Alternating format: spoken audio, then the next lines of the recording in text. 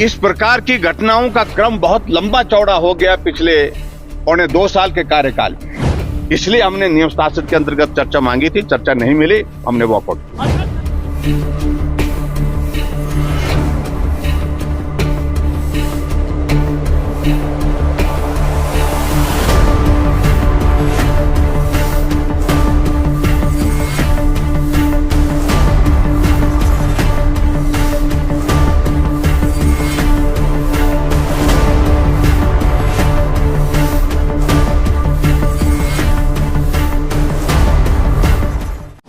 आज विधानसभा का मानसून सत्र का पहला दिन है और पहले दिन ही हमने जो प्रदेश में बिगड़ती कानून व्यवस्था पर नियम 67 के अंतर्गत स्थगन प्रस्ताव के लिए अध्यक्ष महोदय से आग्रह किया था।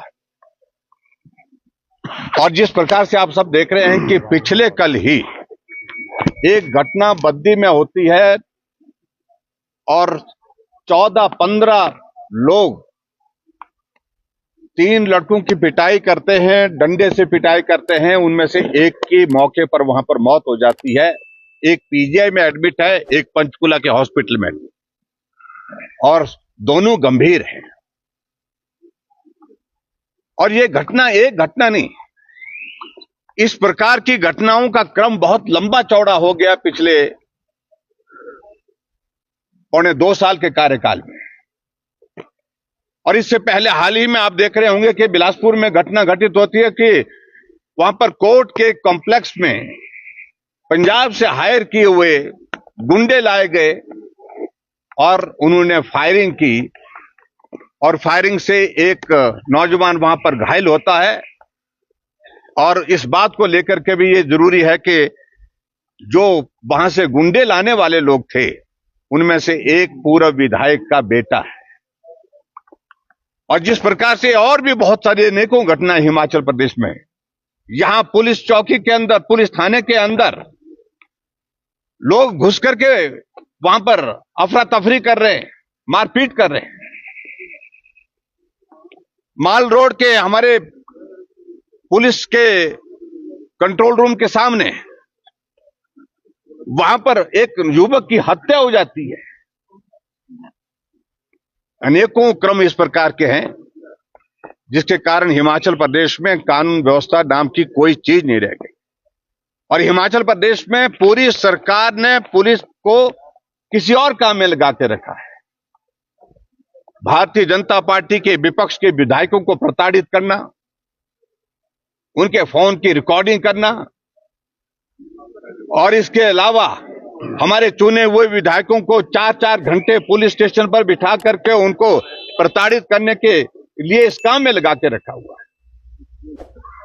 और कुछ लोगों को इतनी सुरक्षा दे रखी है Z+ की कैटेगरी से भी ज्यादा, चाहे वो CPS है, चाहे वो चेयरमैन है। कोई भी आदमी जो है वो सुरक्षा के बिना नहीं है। आगे पायलट चलती है, पीछे एस्कॉर्ट चलती है। पुलिस ऐसे काम में लगा के रखी है। शिमला में पुलिस हेडक्वार्टर में 25 के करीब अधिकारी हैं जिनको कोई काम नहीं है। लीव रिजर्व की वहां पर उनकी जो है वहां पर पोस्टिंग दे रखी है, जहां एक भी कुर्सी बैठने के लिए उनके पास नहीं है, ना कोई काम। आखिरकार ये हो क्या रहा है? अब जिस प्रकार से माननीय मुख्यमंत्री और संसदीय कार्य मंत्री जी ने जवाब देकर के इस सारी चर्चा को डाइवर्ट करने की कोशिश की, मेरा यह मानना है कि ना मुख्यमंत्री जी गंभीरता से ले रहे हैं, और जहां मुख्यमंत्री जी इस बात का जिक्र कर रहे हैं कि हिमाचल प्रदेश में चिट्टे के और जो ड्रग पेडलर्स हैं, ड्रग का जो माफिया है, ये उससे जुड़ा हुआ मामला, जुड़ा हुआ जिससे मर्जी से हो, लेकिन कार्रवाई तो कानून के मुताबिक होनी चाहिए। अभी तक जो जानकारी मिली है, बद्दी वाले मामले में 3 लोगों को गिरफ्तार किया गया। वो बाकी 15 लोग कहां जिनकी वीडियो बनी पड़ी हुई है, जो पिटाई करते डांग से सिर पे मार रहे हैं और चौक पे मार रहे हैं, सबके सामने मार रहे हैं। वो लोग कौन है? वो भी ड्रग माफिया हैं, लेकिन संरक्षण उनको प्राप्त है। इस कारण से अभी तक उनकी गिरफ्तारी नहीं हो पाई है। उनमें से चुना जा रहा है कि किस आदमी को गिरफ्तार करना है और किसको नहीं करना है। इसलिए इस चर्चा की बहुत बड़ी आवश्यकता थी। आज सारी कार्यवाही स्थगित करके इस विषय पर चर्चा होना बहुत लाजमी। पूरे प्रदेश भर में जिस प्रकार की हत्याएं, बलात्कार की घटनाएं और ड्रग्स का तो प्रचलन इस प्रकार से बढ़ गया कि जो खुद ही मुख्यमंत्री कह रहे हैं कि घटना ड्रग्स से जुड़ी हुई, तो ये कोई अच्छी खबर है क्या? तो ऐसे में आज इस पर चर्चा नहीं देना। हालांकि मुझे लग रहा था अध्यक्ष महोदय जी का मन बन रहा था, लेकिन सरकार के दबाव में मुख्यमंत्री और पार्लियामेंट्री अफेयर मिनिस्टर बार बार इस बात को, इस चर्चा को रोकना चाह रहे थे। अरे चर्चा कब तक रोकेंगे, जो प्रदेश में हालात क्या बन गए हुए हैं।